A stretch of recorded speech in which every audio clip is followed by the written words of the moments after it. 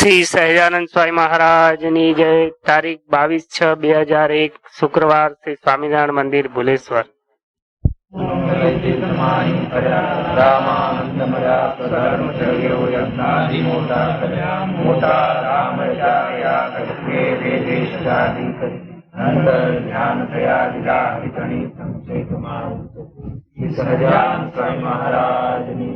ઘનશ્યામ મહારાજ, હરે કૃષ્ણ મહારાજ, સ્વામિનારાયણ ભગવાન.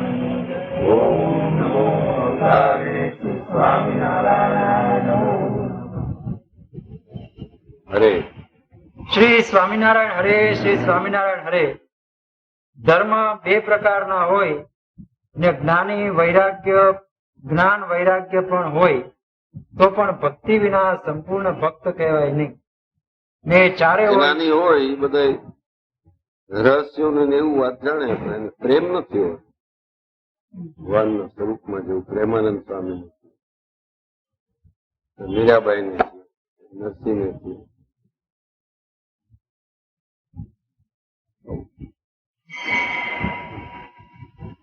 જી ગોસ્વામી ને મળવા મીરા ત્યાં ગઈ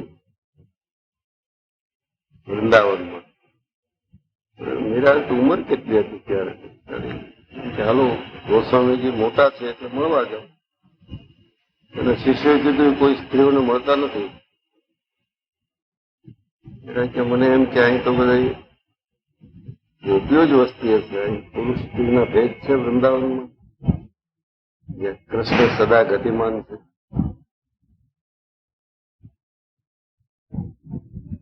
બધું ચક્રાઓ તે ભગવાનના સ્વરૂપમાં પ્રેમ અને એના સ્વરૂપનું જ્ઞાન ઓળખાઈ ગયું તો થાય.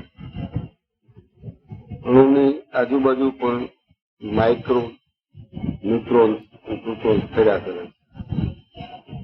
સૂર્ય સ્થિર કહેવાય છીએ, અનોખી આકાશ ગંગાને ચક્રાઓ લીધા કરે. ભલે વર્ષો વીતી જાય તો ચક્રાઓ છે, બધું ગુણ ગુણ રાસ છે આખું ભગવાનના સ્વરૂપનું.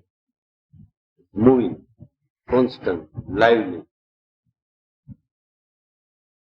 બતાડે છે. કોક ધ્રબકતું એવું છે જે બધામાં છે.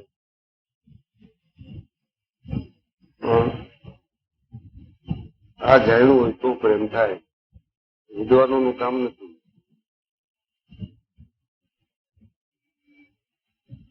એક વખત લગ્ન લાગી જાય પછી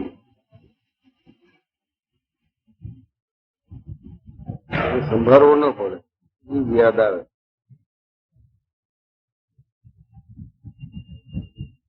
અને મોટા મોટું પ્રેમનું લક્ષણ છે બેફિકરાઈ, અભય.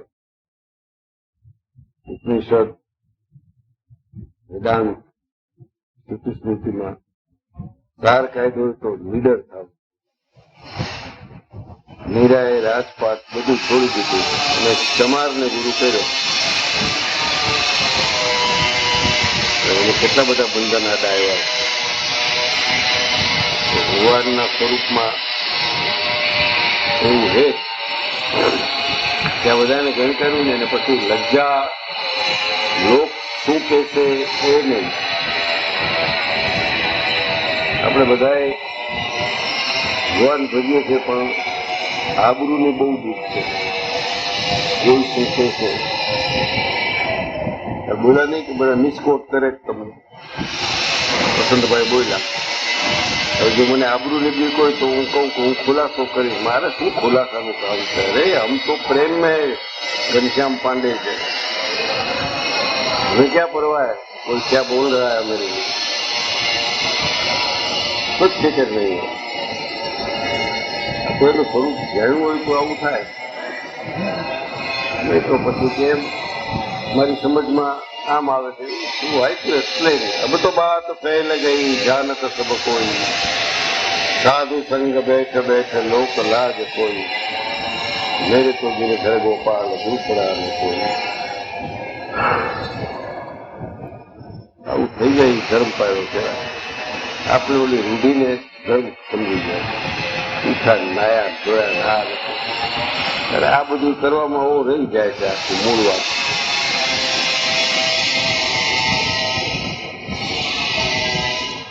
અરે સિક્યુરિટી નો વિચાર કરીએ ને જ્યાં સુધી રક્ષણનો, ત્યાં સુધી ભગવાન મળે નહીં. વિચાર વ્યવહાર કુશળતામાં મોટામાં મોટી કિંમતી વસ્તુ કોઈ નહીં. બધું વ્યવહાર એક સાથે સારું રાખે છે, બધા સાથે યથાયોગ્ય સંભાષણ કરે છે. ભગવાન આરે એક શબ્દ બોલતો નથી. વ્યવહાર ચાલાકી તો ભગવાન પાસે હાલે જ. નવરાય લગભગ ચાલાક થઈ ગયા. જેમ ધર્મનું રૂઢ રીતે આચરણ કરે એમ વધુ ને વધુ ચાલાક થતા જાય છે. એને લઈને હૃદયમાં અવકાશ ન ગયા. ચાલાકી ભરવી પડે ને ક્યાં, રાખો ક્યાં? સૂક્ષ્મમાં અને સ્થૂળમાં બે જગ્યાએ ચાલાકી ભરી હોય તો એ જીવાતમાં હળવો ક્યારે થાય? હળવા પણ સ્વામિનારાયણની પેલી કન્ડિશન. હજારો લોકો ભજે છે અને કોઈ સરખી રીતે નથી કરતા. વર્ષો પછી એકાદ મીરા થાય, વર્ષો પછી એકાદ પ્રેમ સખી થાય, વર્ષો પછી કોઈ નિત્યાનંદ થાય, વર્ષો પછી ગોપાલન મુક્તાનંદ થાય. આ જે સતત વરાતું રહે સાચી સમજણ એમને છૂટા છવાયા કોઈ પ્રેમી પંખીડા મનમાં વિચરણ કર્યા કરે, બાકી બધા કચડાયા કરે.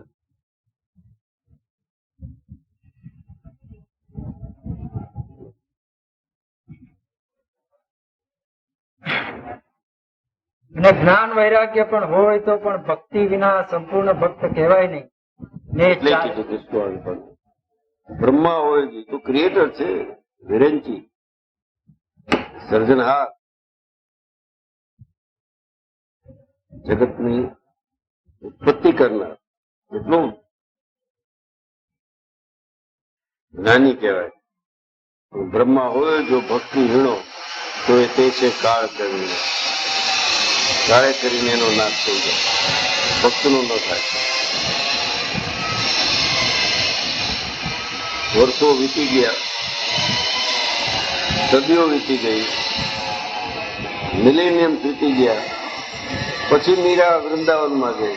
એને હજી બધા વન વેલી લતા પુષ્પો બધા ઈ ને ઈ જ લાગતા હતા. ત્યાંના ભાગ્ય કેવા છે. એને તો ક્યાં જોયા હતા? આપણે વિચાર કરીએ છીએ કે મહારાજને જોયા હોય તો ધ્યાન સરખું થાય. મીરાએ ક્યાં જોયા હતા? 3000 વર્ષ વીતી ગયા.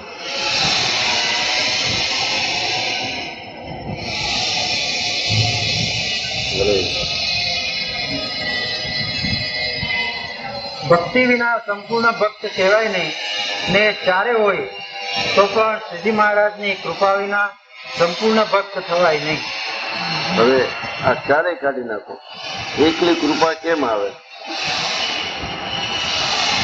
ધર્મ, જ્ઞાન, વૈરાગ, ભક્તિ નથી થઈ શકતા.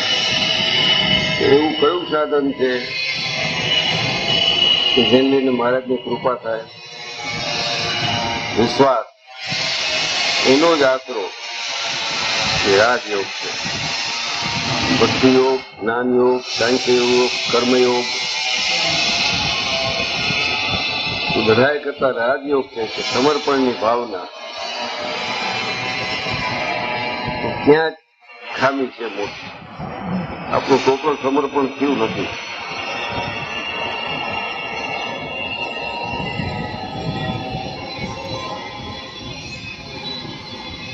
એકલા બેઠા એનો વિચાર કરીએ ને એ જ્ઞાન માર્ગ છે.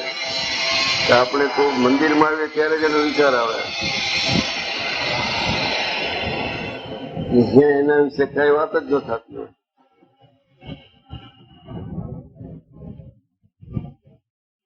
ભગવાનના સ્વરૂપમાં અતિશય પ્રેમ એને મેં ભક્તિ કહી છે મહારાજ. એ જ ભક્તિ.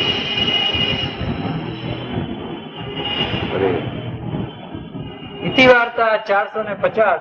સહજાનંદ સ્વામી મહારાજની જય.